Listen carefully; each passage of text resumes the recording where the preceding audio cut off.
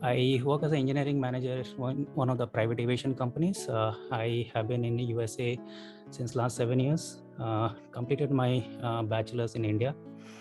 Have overall 13 years of experience in the industry. Okay, wonderful, wonderful. Now, Pradeep, would you like to be next? Pradeep, you are there? Hey, hi. Yeah. Hi, how are you? I'm doing good. How are you? I'm good, I'm good. So would you like to, could you please introduce yourself? My name is Pradeep. I have more than 10 years of experience working in IT. I'm sorry, your voice is not audible actually to us. Okay, I'll connect in another way. Meanwhile, can someone respond? Yeah. And if you guys are open to that, you are happy to come on video also so that we can see each other also. So that's also not a problem. If anybody wants to, Mukul or Sham, would you like to speak? I think I already spoke just now. Yeah. Sorry. Now, who is the next Galaxy S10e? Because I can't see that actually. Hey, Ranjeet, that would be me. My name is Shubham.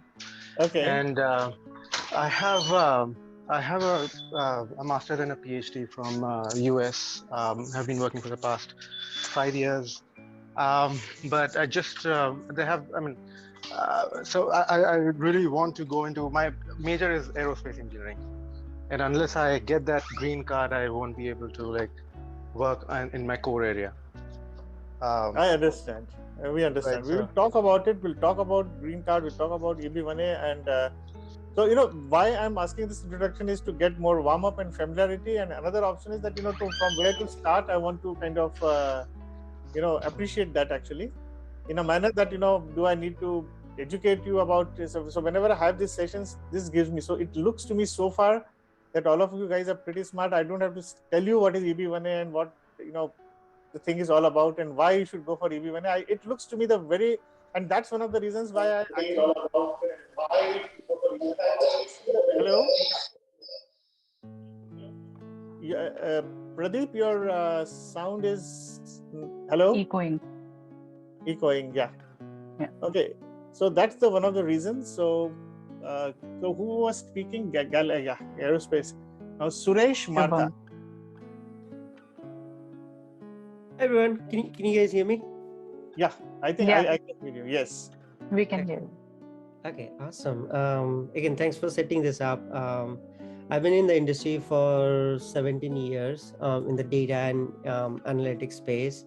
I've been in US for more than 10 years now. I have my bachelor's in electronics and communication from India. And I have been working in the finance as well as right now in the pharma industry, leading 3 different teams who is more responsible for data and analytics, AI and ML. Okay, wonderful. And Rohan? Yeah, hi Ranjeet. Hello everyone. So my name is Rohan. I'm currently a senior data scientist. I completed my master's from the United States and I completed my bachelor's from India. I'm in the industry for at least 7 to 8 years, and I'm also leading a machine learning team in a private company in the United States. Wonderful. And we have somebody just joining in, Juhi, and there's somebody on iPhone. Okay. Hey, hi, Ranjeet. I joined from my phone. Yeah. Is it better now? Far superior, better. Oh, okay. So yeah, my name is Pradeep. Like I was saying, I'm working in IT for more than 10 years, mainly in service-oriented architecture and enterprise application integration. I'm currently in the US. I have been here from past 3 years. My I-140 in EB2 is filed, but I'm just checking if I am eligible for EB1A and join this session. Okay, wonderful. And Juhi, we are just started up, and we were just saying that I just had handpicked some of you guys because I thought to make the session more interactive rather than it being a monologue of me just making, because LinkedIn doesn't allow you to do that actually. So I picked up Zoom, and then from here we are actually live right now. So that's how things is. So Joey, would you like to introduce yourself, please? Hi, I'm actually outside, so sorry about that. But, no, that's okay. Yeah, I'm Juhi. I just moved to the States. I'm working at the University of Pennsylvania as a postdoctoral researcher, basically pen medicine. So it's been 3 months since I'm here. I'm on a J1. So I was just wondering what are my prospects in this aspect. Okay, that's wonderful. That's wonderful. Mm-hmm. And who is left? Because, my order suddenly, somebody comes up here and the order changes. So I'm not able to, is anybody left to introduce themselves? I think Rohan is left. Yes, Rohan. Are you there, Rohan? Yeah, I think I already gone through, right? Yeah, I think you went through. Okay, just guys, I was just looking at LinkedIn actually, how does it appear on Facebook? If faces actually look more colorful and nice. So is it okay for you guys to be on live, show your faces? If you're hesitant, don't bother about it because it may not be nice also. But otherwise, if you can keep your cameras on, they really look nice on live if you see. Otherwise, it's dark, spots are there actually. So I don't mind. I know this thing about it. So fine. No problem. So let me just, before that, introduce myself. Hi, Pradeep. That's nice to see, face attaching to the name actually. So anybody else, anytime want to get ready and come, no problem. So that's fine. Oh, that's wonderful. That's wonderful. So take your time, comfort yourself, and that's important. Okay, now let me tell you about myself. I'm Ranjeet. I myself have been an EB1A Green Card holder. I got it 2-3 years back. I moved to the USA. And I did a self-petition and I got it of my own without a lawyer and without I had to do an extensive research for that. And there are some my thought process that I have on this particular green card. I basically come from an education background. I have been an educationist. I was the director of Symbiosis Institute of Management Studies, if some of you have heard that. At 24, I was there for 5 years. And after that, I have been Vice Chairman and Chief Executive Officer of Financial Planning Standards Board. So that's how my background has been. I have always seen that, I was trying a lot of options at that particular moment of time. And when I wanted to move to the US and try for a green card, but it's a long wait list for Indians actually for this. But one thing I really admired about EB1A is its uniqueness and the fact that it is basically based on your individual talents. It does not rely on you being a kind of reliance on a job, reliance on a salary, reliance on a interesting part is reliance on you. It has no reliance on any qualifications also, education qualifications. It does not have a reliance on anything of that sort. And so it always intrigued me. And I thought, whether I had a lot of, kind of an imposter syndrome, whether it will actually, I'm fit for that, whether I can do this or not. But I, I had to do a very extensive research on this. And I found that there is quite a neat, successive pattern which can be replicated on this. So fortunately, I did a, how do I say this, self-petition. I got it approved in 7 days. And after that, I helped 1 or 2 other people. And they got I-140 approved through EB1A. And then I have actually created a program out of it. But this session, I'm going to talk about that at the end. But primarily, I'm going to talk about a very brief outline about what is EB1A, not really in those strict parameters, because I just want to, I assume that everybody knows what is EB1A. And what is it all about? What are the merits of it? So I'm not, I do not want to get into that actually. So anybody is here who does not know about EB1A or want me to just take 2 minutes on this? Anyone? Just speak up, no problem. I'd like a little introduction if that's okay. Okay, absolutely. So let me tell you this, EB1A is a category of a green card where normally, if you want to become a US resident, I mean, basically you need to get married to somebody or you need to have a sponsor in one way or the other, or you need to have a $1 million investment, or you need to be, religious leader of some kind, or you should have been, kind of, how do I say, refugee or an asylee. There is practically no other way which can grant you a green card. Let's be very, or if you're born, you get a passport. That's simple as that. There is no other way. Now, this particular category is structured in a manner that you don't have any of these 5-6 things. You're not a refugee. You don't have sponsor. You don't have kind of what you say, or relative or somebody. Let's say this, anybody in the USA, by sheer virtue of your expertise. Let's understand. You can get green card if you do a premium processing, you can get it as fast as in 15 days. Okay. So there are 1 million people waiting for a green card. Let's appreciate that. Let's respect that. They have been in a queue for that.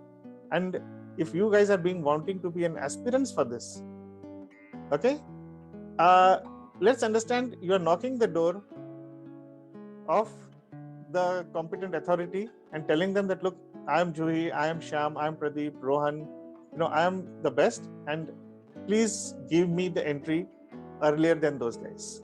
Let's look at it from that perspective, what it is all about. Okay. It's about you really being good at what you do. Okay. Now, whether,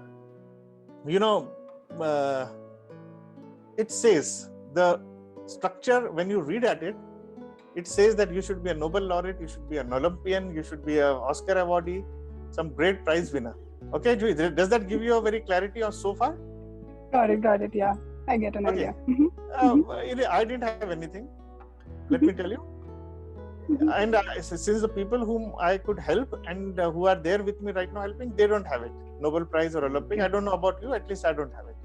So obviously, if you have it, then you don't need my help. I mean, that's simple as that. Okay, cool. Now what I did was I have actually, Seema has helped me to create a presentation actually, which I will just run through it. And if there is any questions after that, we can do that. Is it okay? So I just wanted to give you a brief outline about myself and about each one of you. I just wanted to feel.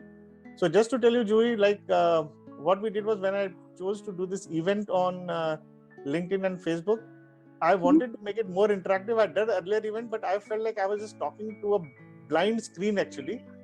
LinkedIn doesn't allow you to do this thing. So it took a little, it was exciting and it was a struggle for us. But what we are doing is having a Zoom meeting and you are actually live.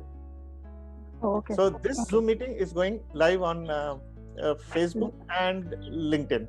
Now, how did you guys find me, by the way? You are more from LinkedIn. How many of you are just raise your, how many got you from LinkedIn? Because there are only two places you could have come, Facebook or LinkedIn.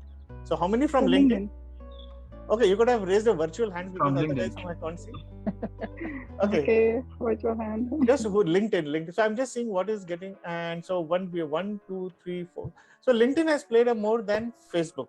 I did share this link on Facebook, but that's good. That gives me an idea to kind of what works and what doesn't work. So let me start off a quick presentation, and if there is any Q&A, I'll be happy to take. Okay. Now you guys can see my screen. Yes. Okay. Now, what happened? My screen suddenly turned blank. Yeah. Now this is about a 4-step method which I found is very consistent. You see, I got an opportunity over a period of last 3 to 4 years to interact with over at least 40 to 50 people. Actually, that is one who have got EB1A and what has been their success patterns. Number 2. Having come from an educationist as a background, from being an educationist, gives me that privilege of or kind of opportunity to even identify those patterns. And in addition, I myself being CEO of one of the education center, which is Financial Planning Standards Board, I used to conduct a certification programs in finance, which is called Certified Financial Planner. That gives me an opportunity to kind of appreciate things from an education perspective. So that gave me a liberty and understanding. So I could actually realize that there is a structured pattern and a process. If one consistently follows, it is not about you kind of, navigating through the system for something. It is about you actually becoming a person of excellence in a manner where actually you don't have to try to fulfill the that criteria which are there in a legislation. You actually become the person where your success becomes the EB1A becomes a byproduct of your success itself. Actually, it is, you don't have to kind of fit yourself into the model. The model will fit into your success actually. So there are two, I mean, there is a kind of a balance you have to keep between the two. Yes, you are aspiring for EB1A first, but at the same time, you are wanting to become expert in your own field at the first instance. Please understand that. Okay. Now this is obviously, I think, majority, if you are on a visa or tired of waiting for priority dates, this whole presentation or this whole talk is being structured towards these 4 segments essentially. So what I have understood from majority of you right now is that you fall into the first category, that you are working or as a student in the US on visas on this. Am I right? So is that correct way to put it across? My understanding, I think, yes, Suresh? Yes. Yeah, I think majority of you are here, but I do get calls from other places as well. So that's how it is. Now what I've done is that, very briefly, though we spoke about it, I won't be talking much about it. There's an introduction, and I'm actually going to get into the 4 steps directly. That's the whole idea of the whole presentation. How do we do that? And then we have I'm actually a coaching for this EB1A. I will briefly talk about that. And if somebody is interested, you can guys can connect with me on one-on-one basis. There is a free call I will, for 45 minutes, 30 to 45 minutes, I will do with you, if that helps you. And I will try to help you in the best possible way. Whether you are interested to join the coaching or not, that's absolutely fine.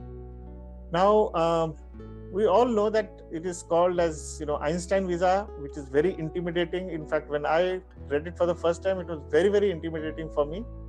I had my own imposter syndrome. I had a problem whether I'm really qualifying for that. Is it for me? Should I do it? There are a lot of people feel that this is cut out.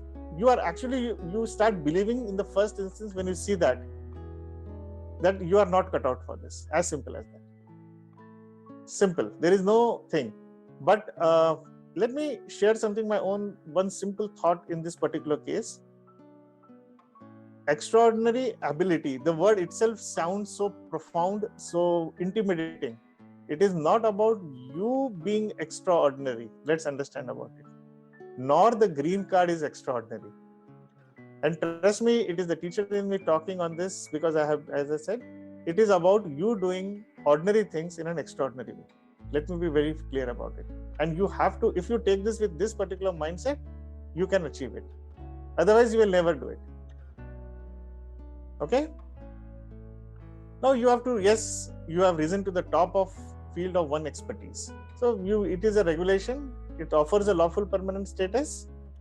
And since I mentioned to you, you don't need a job, you don't need a perm or labor certification, and you don't even need, kind of any sponsor also for this. You can do it yourself.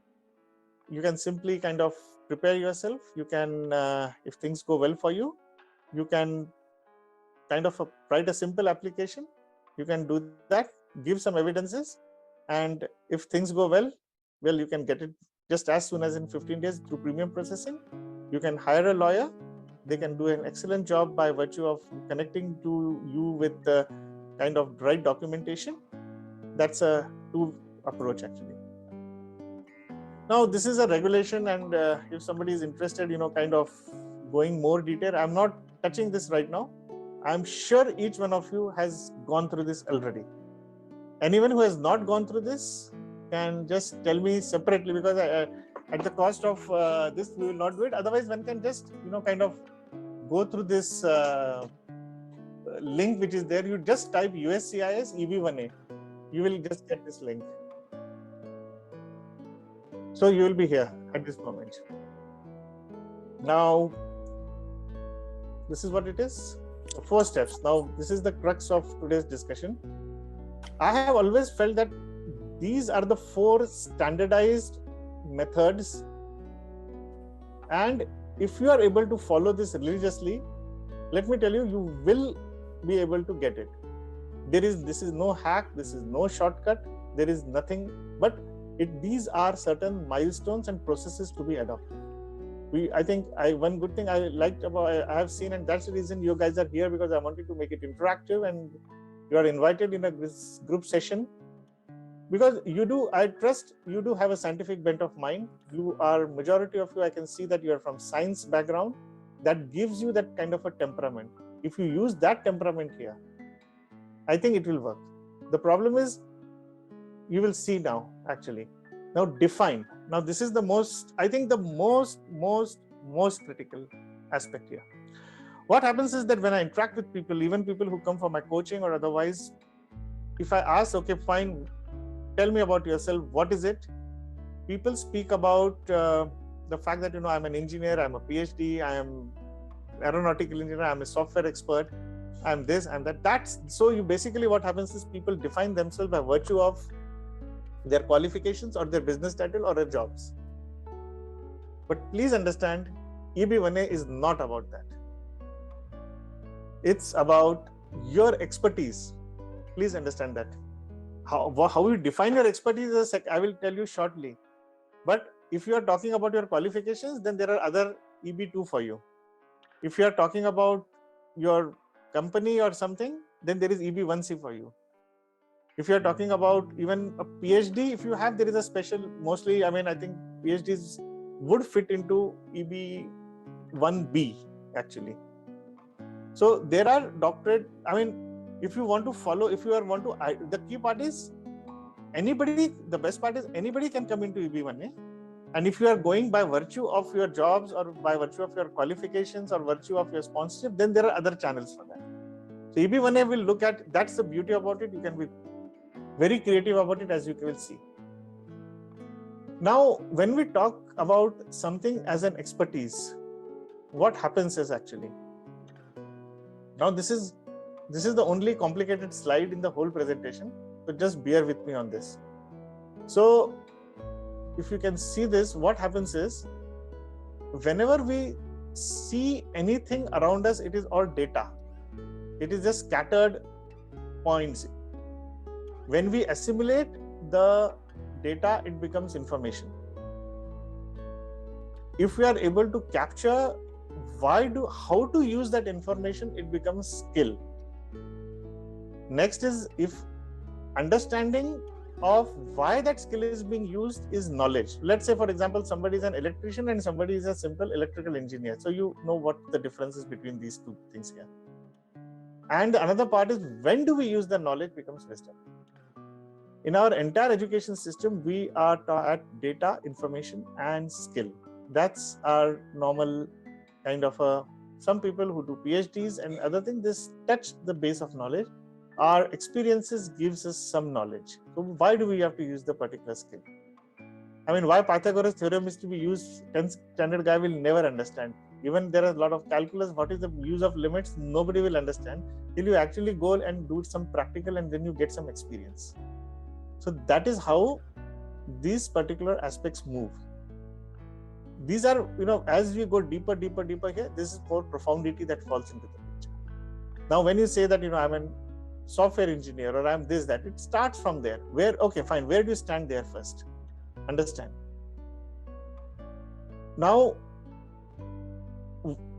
it's very tricky. Please understand.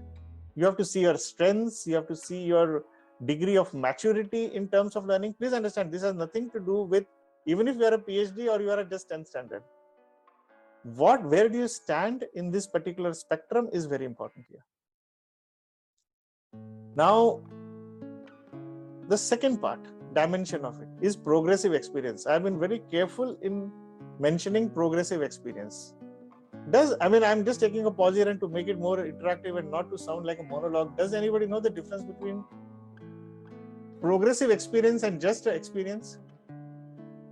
Anyone? Please, and don't hesitate. Don't. If you know, please speak up. If you don't know, just tell me. I will repeat. That's not a problem.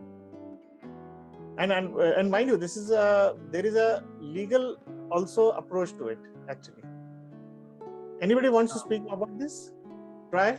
Well, I don't have the exact definition, but I think progressive experience would mean, like, if someone is skillful or knowledgeable in one aspect of his or her job. So let's say in machine learning, if someone has like more command over a particular type of algorithm or something, So how long that person has been using that thing. So that would be progressive experience, kind of like continuous experience in just one specific field or something. Okay, good.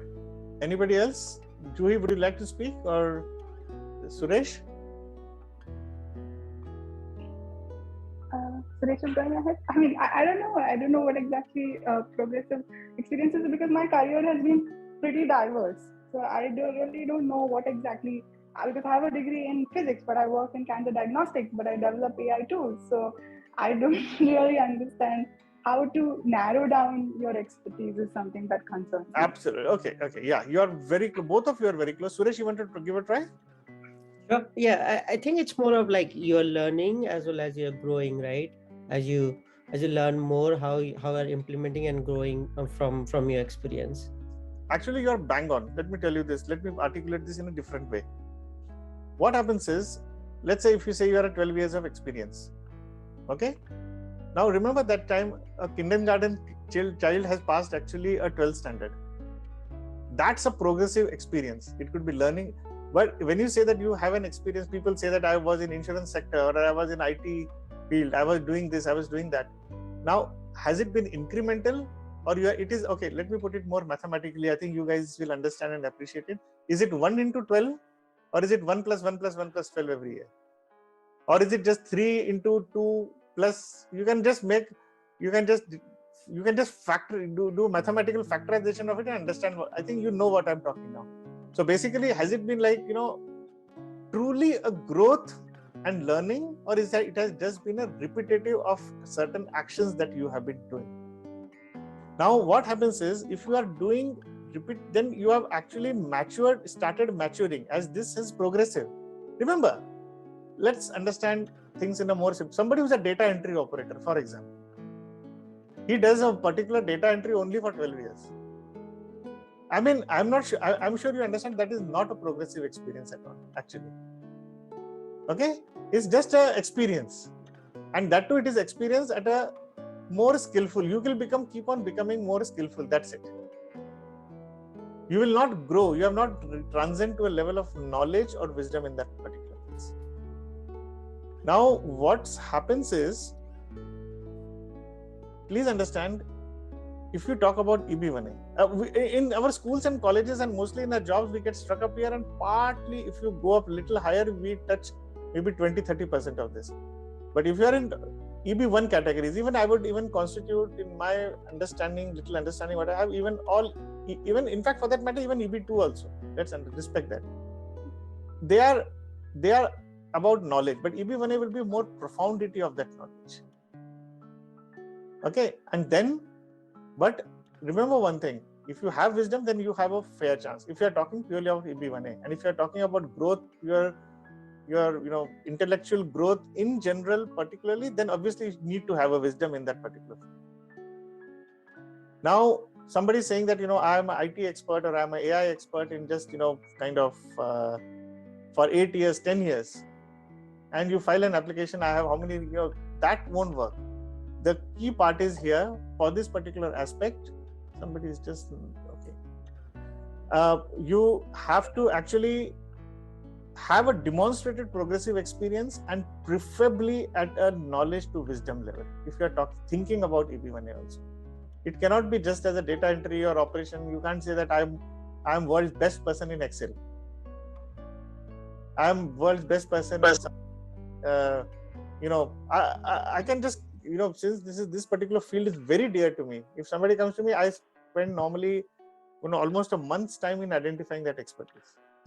There are other ways also to identify, to assess metrics of your expertise. But what essentially happens is, let me tell you, there is a third dimension which is called impact factor. That you have a learning continuum. Even if you have a knowledge and wisdom, but no experience, no one cares. If you have knowledge and experience, but no impact factor, no one cares. But if you need to have all the three. You need to have learning here, you need to have experience here, and you need to have an impact factor here. Okay, so unless if you don't have impact factor, it won't make sense to you at all, actually. And if you are here, first you have to understand where you are. You may think wherever you are, but you have to move there. Please understand it.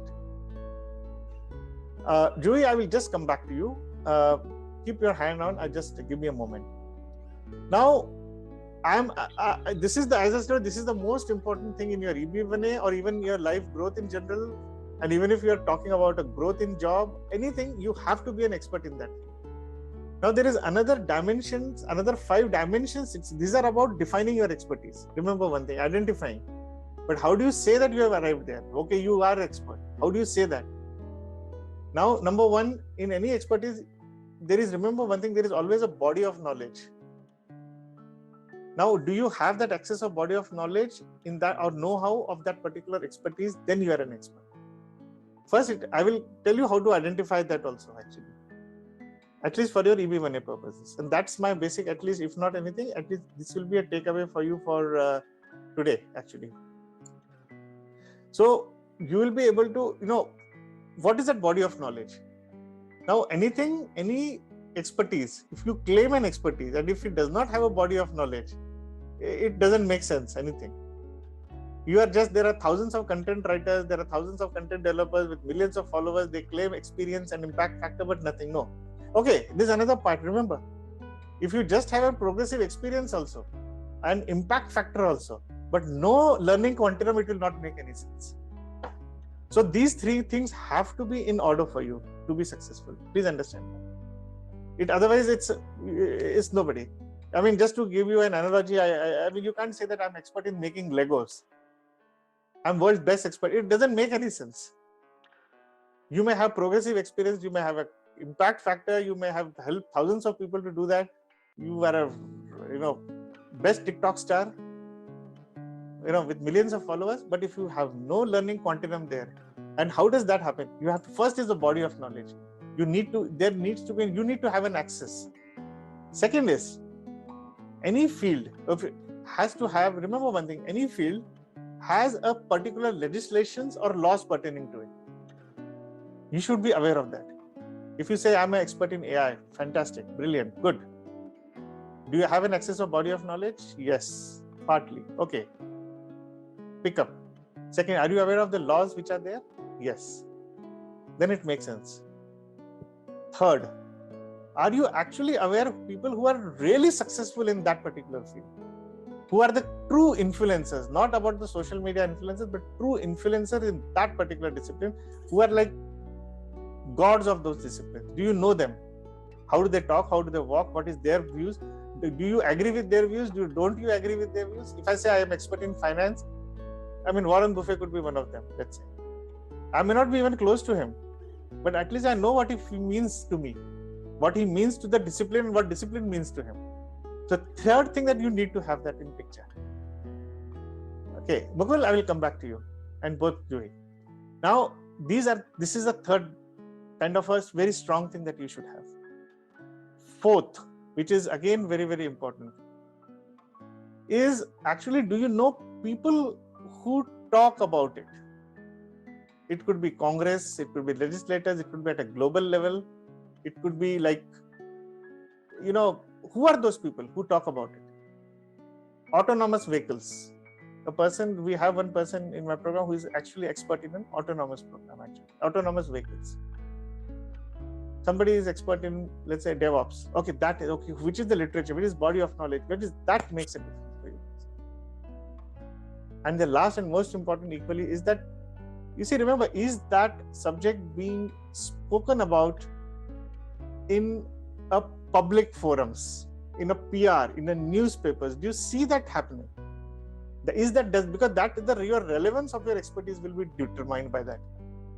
If you know these 5 things, if you have captured these 5 aspects, then and if you have niched down your expertise, then you have made it.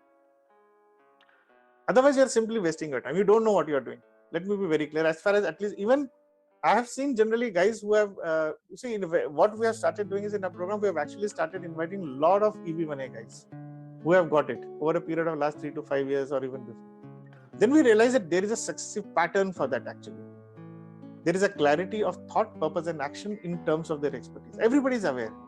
Somebody is expert in DevOps, somebody is performance testing, somebody is talking about, when they talk about finance, it's very, very specific. My field, it was finance. It was very focused and very specific. Fintech, yes, it can be very specific.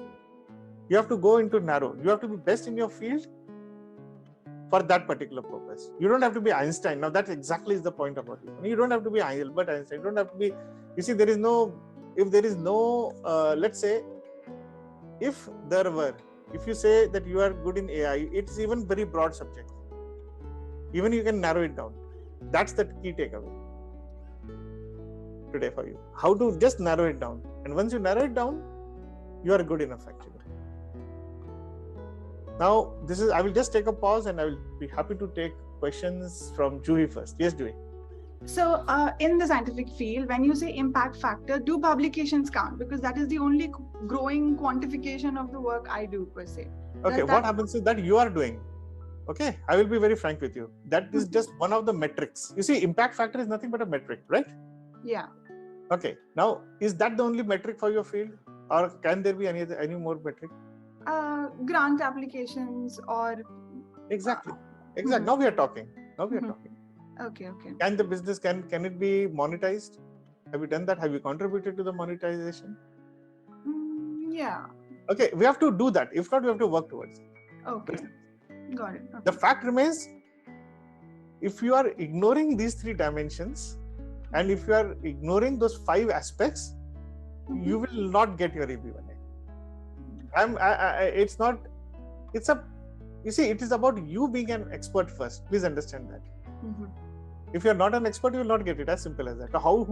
Okay, now let us take a step backward. Forget about EB1A, forget about everything. You look at any expert in any field and anywhere in the world, whom you admire. And please try to map what I have said to their successes. Do they have a learning? Are they just having information? Are they just having an information and talking in the air? No. Or do they have a knowledge and wisdom? Okay, second, how many progressive experience do they have, those guys? My mouse is just hovering. Somebody wants to enter. Just give me a moment, please. Yeah. Now that's the kind of thing. Third, impact factor. See impact. That's the creativity you can have. If you feel you have created an impact, you have created. If you feel you have done nothing, you have done nothing. You see, just by even being a CEO of a company, or I was a CEO of a company. It was just a fancy designation for me. That's it. But when it comes to expertise, it is an expertise. What is your core expertise? Where do you belong? Where do you stand? Let us put it the other way around. If you don't have any designation, if you don't have salary, okay, of course, salary is one of the criteria. We'll keep that aside. But as an expertise, it does not make any sense for you being qualified. Just because you are having even a 1 million salary does not give you EB1. Let's understand, without an expertise. That expertise is giving you, that's one of the parameters or metrics for success for your expertise. That's one way to look at it. But by definition itself, you have to be an expert. Now, if you ignore these 5 aspects, it will not work for you guys. If we are running actually behind, you guys in a hurry, I can continue. I don't have problem for another half an hour. I can continue as long as you want, but I hope it is okay with you guys. Okay? Even if LinkedIn stops us after 1 hour, we can be on Zoom. So that's fine with me. So, does that answer your question? Yes, thank you. Okay. So, just to make it short further, you need to have a very powerful impact factor. It could be quantitative, qualitative, economical, financial, non-financial, community, anything. Okay? Yes, Mukul, you want to speak? Yes. So actually, my question is around influential people in the field, right? Which is again like aligning with the impact factor. Essentially, like I work in supply chain, logistics, and warehousing. So my role is majorly focused on managing labor management system, continuous improvement, productivity, and those sort of things. But if I focus on just like one major bucket, that would be labor management system. Now in this case, like how would I identify, like first of all, what is the impact of my work across industry? Because I don't know the the influential people, because this is a very diluted field. It's not like a hot topic or anything like that, where you will find like the godfathers of artificial intelligence and those kind of people, and you'll not find a lot of articles out there as well, research paper and those kind of things. So this is a very like niche field.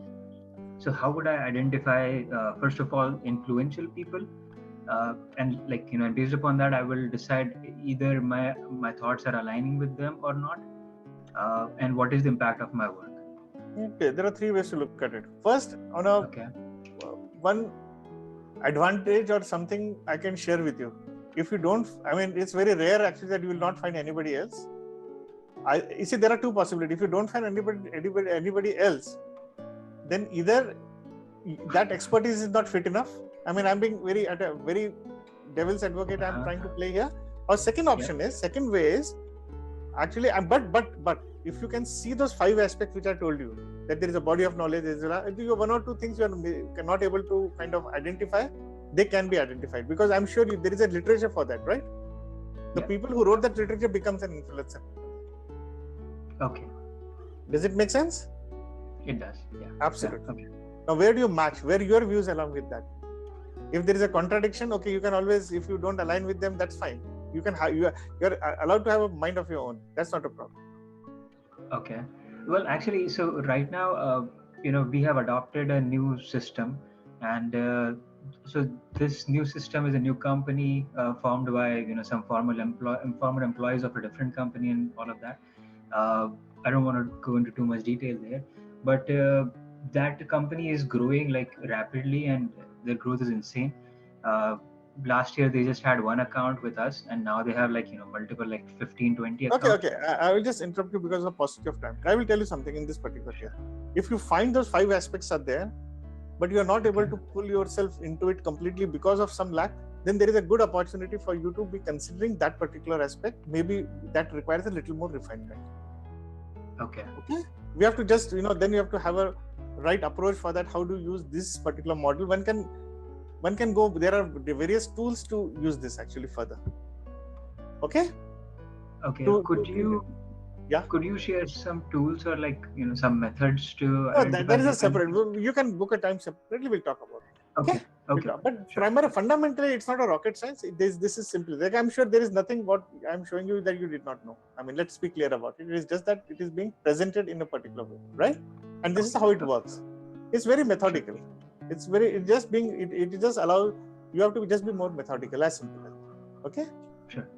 Now, second is we are talking about now. Second step I call this is organize. The 4 steps, if you see, have an acronym called define, organize, nurture, and expand. It is called to make you EB1A done. It's as simple as that. Okay. So organize. So basically, in this particular step, you need to identify what are the 3 out of 10 criteria. By the way, one more thing I want to tell you.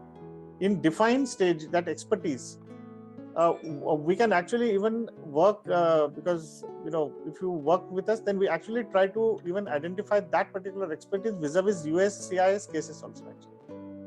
What has been the trend and all actually in the past. So there is also a way by which virtue of which you can do that. So just keep that in mind. Now, second thing is organize, where you actually have to do this, follow these 3 patterns. Which criteria at least 3 you can, because since you have, it's like this, first you have to become an expert, obviously, but it's like, you're appearing for a test or an examination. You actually need to prepare yourself, for that. So even if you're asked to give a 12th standard test today, you will have to kind of get ready. At least you will need a 1 week of preparation. So similarly for this, you will have to do this. So which are the criteria we are identifying? Then create a kind of a roadmap. Okay, what are the gaps where you are, what we need to do?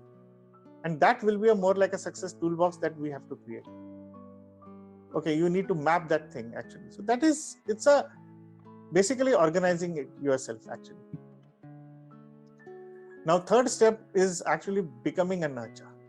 Becoming and nurturing it, so we have done first step, we have done the second step, and third step is nurturing yourself, is becoming that established authority. So like you're talking about supply chain, we have to take a niche. So Mukul should be equal to that particular supply chain niche, and that niche should be equal to Mukul.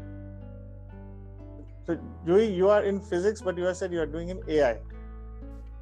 Not really. I'm a physicist, but I work in medical physics, and I am also working on AI. So, but all for cancer research. So it narrows down to cancer research. Absolutely. Let's say so. Joey should be equal to cancer research, and cancer research should be. I'm just giving you if that is your expertise. A cancer research you can be more specific if you want to ask me. Cancer research for diagnostics. Absolutely. Or yeah, exactly. You can be more specific about it for young ladies, for you children, for anybody. It's like, think that you are becoming, I think it may not be 100% a good analogy, but I think it's like, let's take I think you have given a nice idea of saying that, let's say if this were a medical field, let's say, being more specific is like being more specialized, right? Yeah. So, child ortho dentist. I mean, that's like, okay, that what he exactly does. So basically you have to have that thing in your discipline, whether it is AI, whether it is mathematics, anything that you speak about. Like, for example, when you say that I'm expert in mathematics, you don't say that you're expert. I'm an expert in, number theory. You are expert in that. You understand where I'm coming from now? So be more specific, be more focused. You can't be expert in 10 things. Yeah. Okay? So please appreciate it. And I think that will work for you guys. And becoming an established authority. Now we'll come to that, how it has to be done and what are the tools to do that and what are the ways how you can do it. But I think I have a question from Abhijit. Yes, Abhijit. I think you haven't introduced us, so you'll have to quickly do it for 10 seconds. Hello, Ranjeet sir. Thank you so much for this initiative and meeting started. So really appreciate for your initiative. So first of all, my name is Abhijit Hosing. I'm from Michigan, Ann Arbor, and I have been in US for last 11 years. And actually, my green card has been started 2017, and it has been EB3 actually. And recently, my domains are in the automotive design engineering stuff. That's a R&D research side. So my recently 2 patents are approved by USPTO, and there are 2 more patents are pending with that. So, and additional, there are defensive publications. Toyota has been published in the Japan. So total 8 inventions with me. So I'm thinking that something is that my case would be eligible for EB1A category. So okay. I need. What's your question? Let's. That's fine. What is your question? My question is that does patents with me that is eligible for getting EB1A? Okay, please understand. I think you saw the metrics for definition that define. Did you see that, or you came late? Yeah, I came late. Actually, Okay. No, there is something called as a defined. I mean, just I don't want to spend too much time onto it, but there is a way by which you have to have 3 dimensions where your learning continuum, then your experience, and the impact factor. So that patent would be one of the impact factor of that actually. That will fall into the quality. But what has happened to that patent is also important. Is somebody ready to pay for it? Has it been monetized? What has been the benefit of it? That will make a difference. Yeah. So the patent has been used in current production vehicle. That's okay. That's wonderful. I think there is a good opportunity. Let me put it there. Okay. Yeah. But that it is a possible. That's possible. Yeah, that's possible. So I will touch base with you after this meeting. Yeah, you're free. Yes, absolutely. You can just message me. We'll try to do something. I will tell you about it. Now, becoming an established authority. Now, that's important. Now, here you have to contribute to that body of knowledge. You remember I spoke to you about 5 things?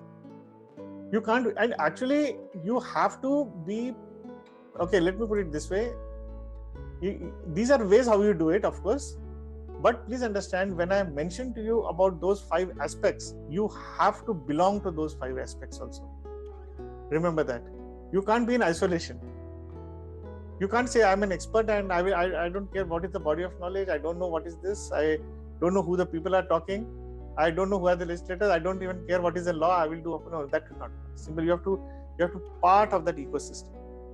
Once you belong to that ecosystem, it will work for you guys. Please understand that. And how do we do it? This is just about your body of knowledge. But how do we talk to, now for example, these are all parts of how you reach out to those, connect yourself. You have to create a cord between all those 5 things. Do people above you think you are an expert, or do you have a set of followership for yourself? That's important. How you do it, you have to start somewhere. It will not happen just by doing, you just think it will happen. You think you are an expert. Okay, so that's how people commit mistakes actually. So here you have to, how many events have you participated? So these are all, I would rather say, these are not impact factors, but these are metrics for your defining your success. For you to be an expertise. You see, this is not about being, EB1A is not about presenting a good CV. That is good for your jobs. Remember, based on the documentation, these are very critical things. Please understand. So scale up your engagements. How much professional network do you have?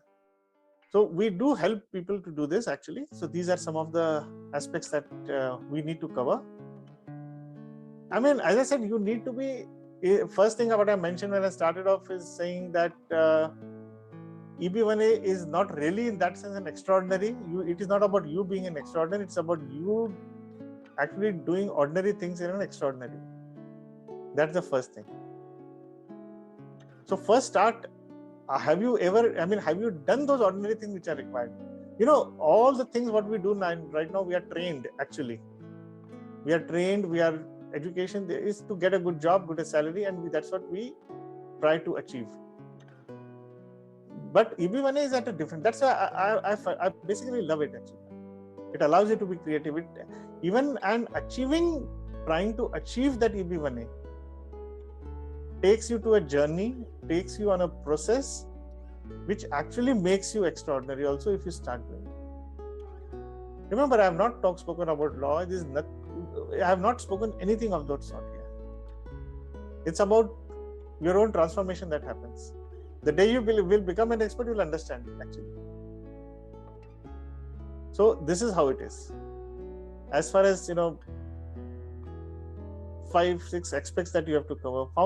Okay, I did mention, Abhijit mentioned about patent. Yes, you have to have, this is one of the things. Or can you be a CEO? Can you do something else actually? How do you create and demonstrate an impact factor?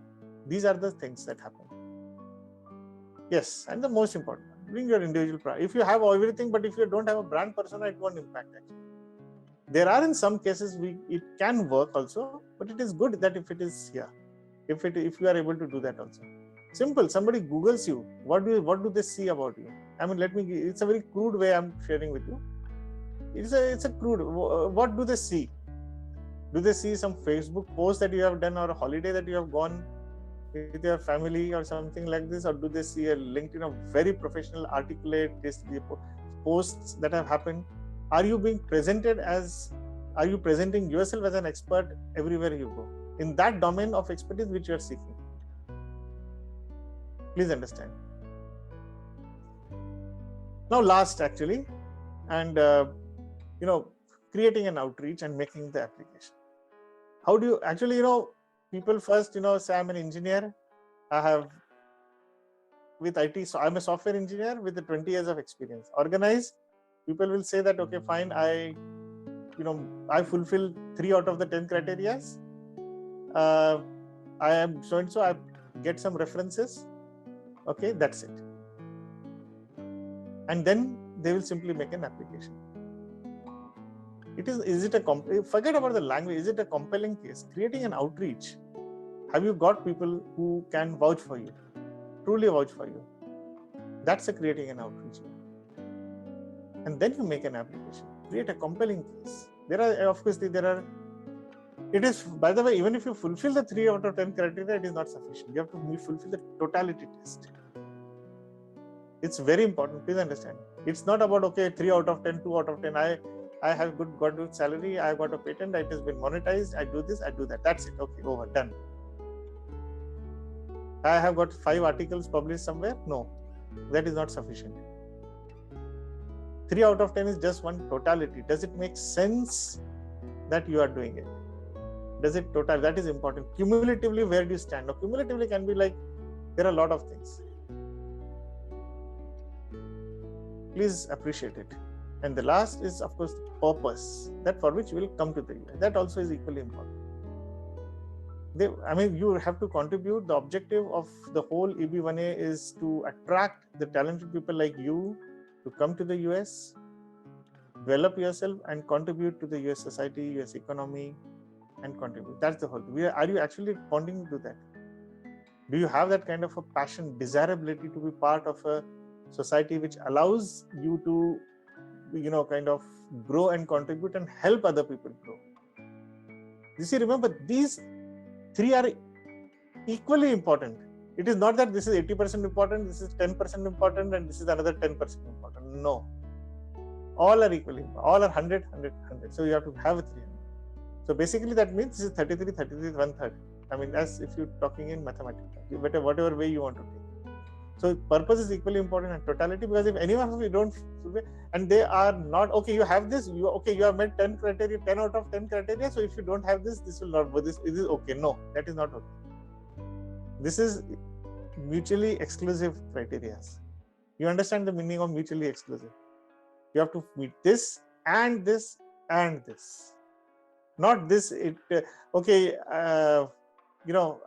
meet 6 out of 10 criteria. I have this, but my case was not compelling. Okay, I will work in the US, but this is not there. No, it will not work. Please understand that thoroughly here. Obviously, connect with experts who can serve as your reference. We can teach you how to do that, how to identify, how to do this. That's second part if anybody. But this my objective of my reaching out to you guys was to actually help you to identify your expertise and how you can go about in your own EB journey should you choose to do that. Obviously, you can self-petition and you can do it to lawyer. They can make an excellent help for you for making a presentation. But you remember, you are an expert in your own domain. My job is to help you to, I do help people to become that expert and so that even the EB1A becomes a byproduct of your success. That's the whole kind of a motivation and inspiration. Yes, you can do it to a lawyer, you can do it yourself also. Obviously, this is just an information. I think all of you know about it. Offer of employment is not required and labor certification is also not required. Yes, what we do, this is a very brief overview of what we do. So basically the whole process is involved into how we do it is like profile enhancement, a scaling knowledge base and becoming a thought leader in your domain. The keyword is thought leader. Are you a thought leader? Are you being looked upon? So that's why I said, cancer specialist, Juhi mentioned. So can she do that? Mukul mentioned about, supply chain. Is that supply chain for, specify some sector? Can you be there? Are you a thought leader in that? Are you, there is in fact one more kind of an aspect in that. Like when I say body of knowledge, there are two aspects. One is the education part and knowledge part, and second is there is always an association associated with that expertise. Please understand. So are you a thought leader there? Do people care about your views also? Does it matter? Do you matter to people and do people matter to you? It will be visible. So those are very important aspects how you have to evolve yourself as that expert. As I said, okay, now we are talking about this program. It is not about only EB1A here. It's about you becoming that person who gets EB1A, but it transcends far beyond in terms of your income level, in terms of your growth level has to be profound. How to become that person of that where EB1A walks up to you. You have to become that person. You don't try to fit yourself into that criteria. Maybe you will get it, you will not get it. I don't know. And obviously, if anybody wants to contact us, they can do it through here and just take a note of this. That's fine. So, and it's a very important for me to tell you guys that this is not a legal. I'm repeating this for everybody who is on live also, that all information discussed is intended for information and education purpose and is not a legal advice. I am not a lawyer. I don't give legal advice. I help people to transform to a level that they become extraordinary in their own right. That can help them to become an EB1A successful candidate. Yes, I'm helping some people, and one person has got it recently also. So that's my endeavor, and that has been my journey. If somebody wants to know about me, we have transcended the time, but it's fine. If somebody wants to leave, they are free to leave. If somebody wants to continue, I'm here for any questions. Abhijit has a question. Yeah, my question is that when you say outreach, what kind of outreach we supposed to have? I mean, define outreach. I didn't get you what you're saying. One of you mentioned that outreach, so I'm just wondering that what kind of skill set we should for outreaching. Okay, outreach basically, outreach is of two kinds actually. One, we are talking about actually filing an application, and second is that, getting media visibility. So there are two aspects into that. So you can do both actually. You have to do, there is both are equally important. Okay, does that make sense? Yeah. I'll research on that more. Thank you. Yeah. No, you need to. I mean, outreach means basically you need to reach out to people. You have to make efforts to reach out to people. As simple as that. And a second level of those 5 things which I mentioned actually. You can't be sitting in isolation in ivory tower also. Even if you are a super great expert, you pick up any expert in their field. They will. And I'm ready to contradict I'm happy to withdraw all my statements that I made if you see somebody who does all this thing, who does not fit into this. Everybody would have that kind of a charm, and everybody would be doing that. All of you, my idea is not about you helping people to, transcend only for your visa purposes or helping you or fulfilling your American dream to be here.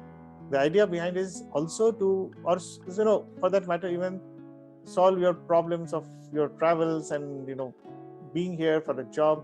His idea is to make you and evolve you transform you into a far superior professional actually, so that you can contribute yourself. You become essentially your best version actually. Okay. And trust me, if you become your best version, this will help you, and then EB1 will come to you. I mean, it is a matter of your process documentation that will have to follow. Yeah, for instance, I just wanted to inform you that 2 years back, I have created Facebook group where all design engineer experts from my automotive industry, I have collected under the one roof. So there are some design engineers across world, recruiters and managers. So this kind of outreach I can present. Yes, it has. You see, this is a way to create an outreach. By itself, it may not be an outreach, but what impact it has had on them because of your contribution is very important. Okay. Yeah. People are getting, I'm helping people to connect, that my expertise, for example, in my critical skill sets, some recruiters, some companies wants that. So I connect them. So I can present that to USCIS. That is what you're saying. That is a way. You see, there are ways and how that can be kind of manifested for the purpose of USCIS is a matter of discussion at a very intense level actually, which is outside the scope of today's presentation. Let me tell you, but it is possible. If you are interested, you can contact us. We can discuss more about it in case you want our support. Otherwise, obviously, these tools what we have given you should be able to help you to kind of embark on your own journey. Yeah, I will definitely connect with you after this meeting. Yeah, sure, definitely. You are always welcome. Yes, Mukul, how can we help you? Sorry, I didn't realize I was on mute. No, that's okay. So this is again a specific question, not looking for exact answer, but more a directional response that you could help me with. How does qualifications matter here? For example, if I have a PE license, professional engineering license, would it weigh my application or it's not? Okay, let me explain to you. It may just aid you to demonstrate not your authority, but your locus to talk about that particular subject. Does that make sense? Yeah. I think I have tried to explain to you the most simple, most minimum words I've tried to explain to you. It just gives you a locus to kind of, okay, let's say for example, maybe let us put it this way. You are what's your qualification? Industrial engineering, right? Industrial. Okay. You are married? No. Okay, no problem. Okay, yeah, I'm just saying, your parents say that you are a wonderful cook. Everybody loves your cooking. You do that, and you say that EB1A, I will go for a cooking. Okay, now you don't even have you may be a good cook, you may demonstrate your expertise, you may run a hotel also, let's say that. But whether that will transcend into getting you an EB1A because you are a good cook, I don't know. Have you written some books? Do you have an authority over cooking? Now that, do you have a qualification? You see, qualification by itself may not aid, but it may just help you to say, because the keyword, I have not gotten into legal aspect of this. There is something called as a sustained acclaim, sustained performance. So its sustenance starts from the fact that there has been a continuous, but it starts off that your passion since beginning. So you not only got educated into it, you got learning into it, you developed your skill set. So you have to, once you start your story, about yourself, a journey. So you have to start off with the fact that, okay, you started doing, you develop the data information skills, and how you achieved that is by virtue of your qualifications. You did that. But also you may agree with me. I mean, though it does not warrant qualifications, because it gives opportunity for several other people to apply from various fields which we not even have. For example, dancers, let's say. For dancers, it's everybody may not be PhD in dancing or masters in dancing. You agree? Yep. But they have performed very well. They are artists. They are very good. They are artists, painters. Painters may not be even educated, right? But their paintings may sell for millions of dollars. How do they may fall into this? They may not get EB2, but they may got into this. So this gives you an opportunity. So you can, but it's very highly unlikely that you say that, you are expert in cancer research or supply chain or AI, and say that, look, I don't care. Ranjeet said that there is no qualification required, and I don't need any qualification to be an AI expert. Well, no, I mean, remember the first thing what I said, there is a body of knowledge, no? Right. I mean, remember. I was like, the question was more targeted towards acquiring like licenses and other things beyond your education. Yes, I mean, it aids you. It aids you. Remember that, not your application necessarily. Does that make sense? Yeah, absolutely. It doesn't. You can. Okay. You even do masters. Let us say some people even try to do PhD to get EB1. Okay, register for that. By itself, it will not help you, but it will help you in aiding your knowledge. It will definitely help you for that. Because learning anyway is not bad, actually. It's always good. I always would encourage that. Okay. Then you go for EB2 or EB1B, or you go for EB2 or something. Then there are other ways for that, no, actually. Right. Yeah, but it's like, so, I mean, I know I'm taking a lot of time, but so, when I'm talking about these sort of licenses, they may not be specific to, for example, within supply chain, I'm saying labor management. So there would not be a license for that. There could be a license I know what you're talking. There are in different fields, there are different kind of things. I don't want to go specific in your case on a live forum like this. We can talk about it more in case it helps you. Yeah, definitely. Yeah, absolutely. Yeah. Abhijit, you may keep your hand down, and I think, who is it actually? Hey, Ranjeet. My name is Shubham. Actually, my screen. You introduce yourself. No, that's okay. Okay. My screen name somehow is Galaxy S10, which is weird, but. Anyhow, so most of us here are professionals. I mean, working in the industry, including I'm working in the industry as well. Now, the outreach that you talk about, working in an industry, will that be some kind of a hurdle or a challenge? You may have to seek some prior approvals, or maybe route through industry through your company channels or something of that sort, or no. Okay, I understood your question. Outreach that you're talking about, is it valid for company professionals as well? Can we avail of it, or will that be a problem? So your question, if I understand correctly, is the fact that you try to reach out to people and you become an expert, and then you're trying to tell the world that you are an expert. Right, but since you're working for a company already, they may not want to share some of the things that you would like to say, reach out for and things like that. Yeah. I understood actually. There are ways for that, how this can be conducted actually. How you communicate to your company, how you create an outreach, how you talk to them. But there are possibilities, because I think this is applicable to people from all over the world actually. So we have people in our program who are working with a lot of similar companies. Or everybody is in fact a professional. I mean, answering your question specifically. So I have, fortunately, or whatever, I have been dealing with, when you are defining using the word professional, you mean not businessman. Let's understand. Am I right? Yeah, I mean, rather than being a postdoc or a PhD scholar, you're working for an employer. In fact, I think, how much I say, I have handpicked around 12 to 13 people right now, and I think 10 people of them are professionals. Actually, you want to use the word working professionals. That's what you want to say. Yeah, you're right. Yeah. I don't want to define somebody who is not working as unprofessional. I mean, because yeah, you're right. Okay. Right. So yes, I mean, yes, everybody works. There are ways and how you have to approach them. You have to be mindful of the fact and mindful of the sensitivities of the organization where you are working. Of course, you should be doing it, but yes, it is possible. It is very much possible. And I think majority, all of you would be on your work visas, and what are the restrictions for that? You have to be very mindful of that. We do, in fact, in our program, invite lawyers also to kind of give some specialists. If there are any questions, we try to address them. We work 110% within the framework of what is prescribed, actually. I think Abhijit? Yeah, I have a question regarding currently my green card has been applied in the EB3. Yes.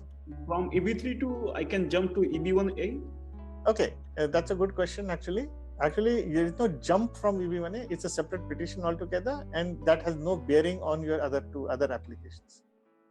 That has no bearing on application being made for EB1A, has no bearing on your EB1B, 1C, EB2, EB3. So EB4. That is completely new one. Completely new one. And even if you were to kind of apply, you can keep on applying also. That's also not a problem. But obviously that's not encouraged as such. But it has completely independent. That's another part about the beauty about it. Let me tell you that. No matter. Okay, another interesting part about EB1A. Of course, you guys are all based here, most of you, I think. Even if you are anywhere in the world, you may be anywhere in the world, still you can apply. Wow. You don't have to be on that's the whole beauty. And you can get approved if you do it in a right manner. If you process your case in a right manner, you prepare yourself in a right manner, you become that person in a right manner, follow those 4 steps in a right manner, you can get it in as fast as 15 minutes. Okay, thank you so much. Absolutely. Yes, Pradeep, you have a question. Yeah, Ranjeet, thank you so much for organizing this. And I have one question, like in the program, it says from now to 6 months, you can become an ordinary to an extraordinary and be ready for filing in EB1A. So, like, do you have any, I have seen the 4 steps, but how do we go about it? Do you have any specific things we do in the 6 months to become from nothing to extraordinary? No, it is not. First, let me be mindful of my statement. If I said use the word nothing to extraordinary, I think I don't know whether I said that. Okay, I mean I will rephrase it from ordinary to extraordinary. Let me put it this way. I think I said that you can become extraordinary in your own right. Mm-hmm. Okay, and extraordinary. I said it's not about you being extraordinary. It's about you doing ordinary things in an extraordinary. Remember that. So I have gone through all the 10 criteria by USCIS, and if I feel that I do not qualify for any of the criteria, is it still possible to go about it for the next 6 months? Okay. Let me be very cautious. You see, I am not. If I assess a person for this, I don't assess based on how many criteria he is fulfilling at this stage. Actually, I am trying to fulfill that at what level of expertise you are and at what stage of qualification you are for this particular purpose. That's what my endeavor is. I don't do that. So I'm, since you asked about the program, I'm just sending you guys okay, this is not, it went only to one particular person. Just a second. Yeah, rather than everyone, I'm just giving you guys a link. If you want, this is more about the program actually. So you can just download this for your information if this helps you. So that's one part. Any other question, anything, or should we call it off? So that's it. So anyone who is interested, or if you want any, kind of a guidance, they can free to, kind of get back to us. We'll be more than happy to help you in all possible ways. That's our endeavor. So thank you very much for sparing your time. And if it has, kind of helped you, do log into my, since you have Facebook or a LinkedIn page, and connect with me. I'll be more than happy to help you on an ongoing basis as well.